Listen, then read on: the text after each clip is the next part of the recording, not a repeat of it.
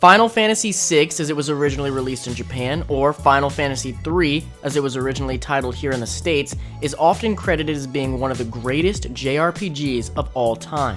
But as someone who prior to this had never even played a classic turn-based Final Fantasy game, I wanted to see for myself, does Final Fantasy VI today still hold up for new players? For this review, I played the SNES Classic version of the game, entitled Final Fantasy III. But don't worry, it's 6. If you don't already know about why the title was weird for this game, do a quick Google search as I'm not covering it here. Nostalgia goggles may be slightly in effect for this review as I have played newer Final Fantasy games and Kingdom Hearts.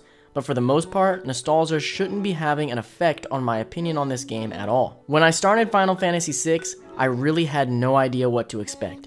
Before I knew it, I was roaming the world of Balance as Terra, who loses her memory and ends up joining up with a resistance group known as the Returners, who are fighting back against the Empire for reasons I won't be going into, as I really don't want to spoil anything, mostly because there's just a lot to spoil in this game. At first, things seemed pretty straightforward, but man do things go down. By the time the credits rolled on this game, I found myself time and time again in shock at the different directions Final Fantasy VI goes in its 30 to 40 hour campaign. This game is dripping in charm from beginning to end.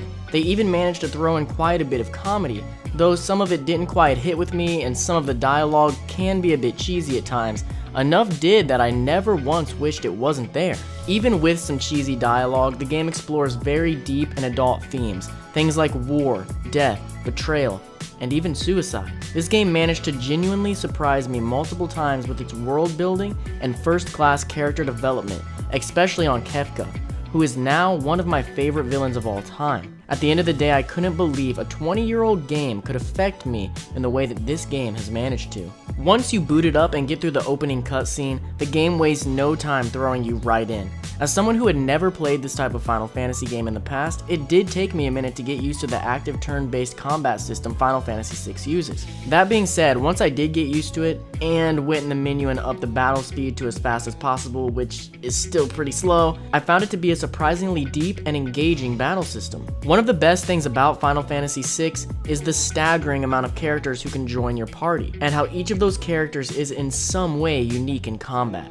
No two characters feel the same to use. This makes it a lot of fun to switch them out and try new things in an attempt to master this very deep battle system. The more you push it, the more it gives back, which is really true for most every aspect of this game, and that is a very good thing. I do need to admit that not everything is perfect. The biggest problems are really just how slow the game can feel at times and item organization. These type of things have been streamlined in newer JRPGs, but if you give it time, you can get used to it. These are not even close to being big enough reasons to not at least give this game a try. As far as graphics go, obviously the game looks old, but it isn't anything you can't get used to. There are actually a lot of things I really enjoyed about the older look. The biggest one being some of the incredibly detailed sprite work on some of the enemies in battle. These only get more and more detailed as the game goes on. You aren't going to be tricked into thinking this is a new game, but I don't really think that's a bad thing. Even this older style has a lot to offer. The music in this game is fantastic. I mean, it's a Final Fantasy game. They always deliver with music.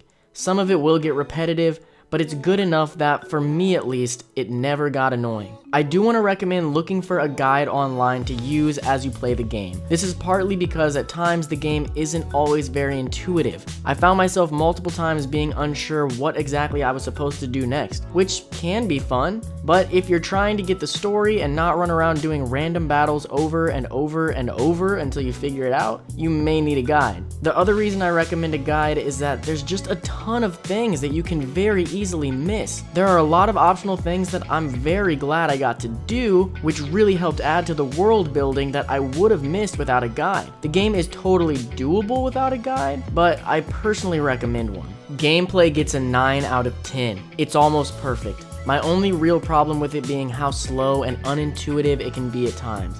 But again, while it's noticeable, it isn't that bad and will not ruin anything about this game for you. Plot gets a 10 out of 10.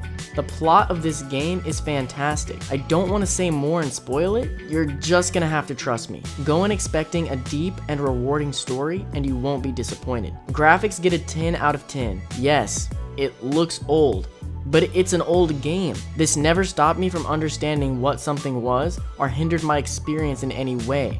Some of the art actually really impressed me. Music gets a 9 out of 10. It's that good Final Fantasy music you know and love, only in 16-bit. I did take a point off because it does get a bit repetitive, especially the random battle music. Controls get a 10 out of 10. To be fair, it isn't a game that demands a lot from the controls, but you can always do exactly what you want. The controls don't feel dated at all. Replayability is a 10 out of 10. There's so much to do in this world. Even though I used a guide, I feel like I still miss so much and am dying to get back in and try it again.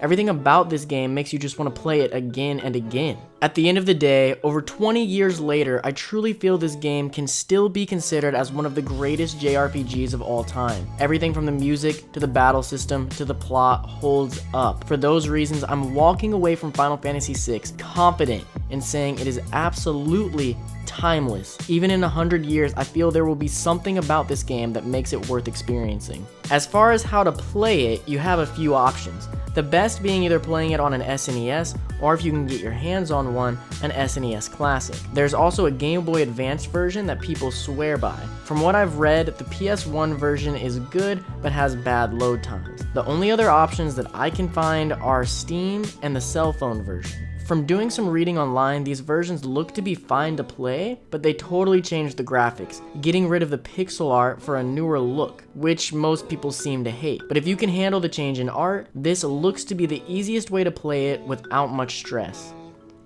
Thank you so much for watching. This was my first review, so I would love to know what you liked about it and didn't like. I will take any constructive criticism serious and try to improve over time. If you liked the video, please share it, as it helps more than anything, and I will see you in the next video.